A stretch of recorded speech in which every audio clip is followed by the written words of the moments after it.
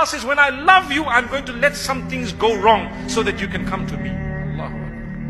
When things go wrong in your lives, my brothers and sisters, it's because Allah wants to bring you closer to Him, not because He wants to chase you away. So bear patience. Patience is part of the remembrance of Allah. That's why the hadith says, Inna Allah idha ahabba abdan ibtala. When Allah loves a slave, a worshipper, He sends tests in that direction so that this worshipper can become softened and closer to Allah. When your problem and difficulty and hardship brings you closer to Allah, it was a gift of Allah. But when your ease sends you further from Allah, it was the punishment.